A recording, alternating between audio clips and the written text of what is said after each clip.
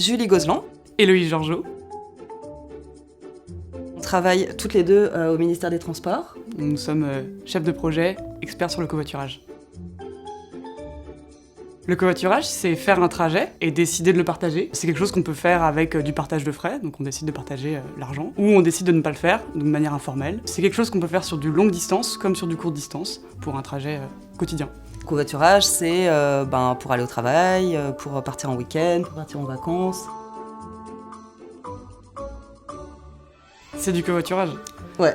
On évite un trajet, donc mon ami aurait pris sa voiture pour aller au même endroit. Finalement, on réduit les émissions de CO2 par 2 et on gagne aussi en pouvoir d'achat, puisqu'on peut partager les frais.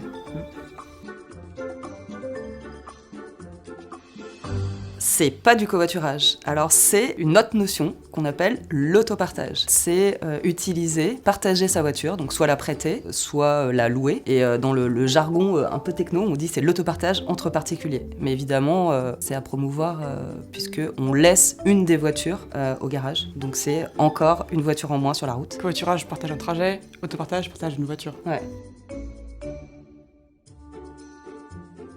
Covoiturage. C'est du covoiturage. Plus que jamais, là dans la voiture, on a toute l'équipe de foot, des enfants qui auraient été au match avec leurs parents. Ça aurait été autant de véhicules sur les routes. Ici, on réduit par le nombre d'enfants le nombre de véhicules sur les routes. Donc c'est du covoiturage.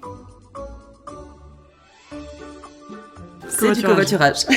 Quand on prend sa voiture et qu'on va à son travail avec son partenaire, c'est en effet du covoiturage. Donc on partage les frais, ça nous permet d'économiser sur le carburant.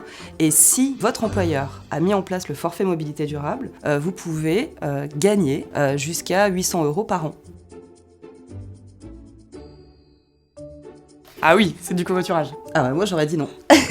Ah bah pour moi c'est du covoiturage et c'est même du covoiturage très malin, c'est du covoiturage spontané et c'est du covoiturage solidaire. On est sur des personnes qui sont sur le bord de la route, auraient voulu se déplacer et font le choix ici de demander à quelqu'un de partager son véhicule pour se déplacer. En France on a 13 millions de précaires mobiles, des personnes qui n'arrivent pas à se déplacer et c'est dans cette démarche-là où le covoiturage apparaît aussi comme une solution solidaire. Après dans le covoiturage il y a une notion de partage de frais ou pas, donc c'est vrai qu'on peut se dire est-ce que l'autostoppeur ou l'autostoppeuse va participer et donner un peu d'argent. Covoiturage... Ah, l'important c'est qu'on partage son véhicule. Ouais, voilà. Et son trajet. Ouais. Le consensus. Ouais. Ouais, allez. C'est du covoiturage.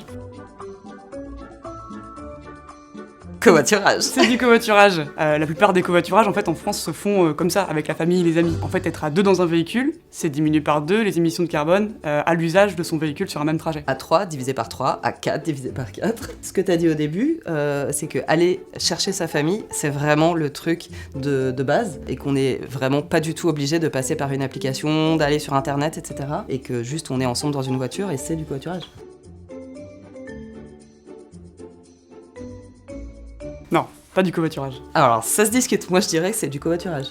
Bon alors, ok, je commence. Pour moi, le chien n'a pas le permis de conduire, donc bon, ça va être compliqué avec le conducteur. Ok. Le partage de frais, je vois pas non plus comment il va le faire. À ce moment-là, je dirais pas covoiturage. Oui, mais le propriétaire du chien, il va chez le vétérinaire et il propose à son voisin d'amener son chat.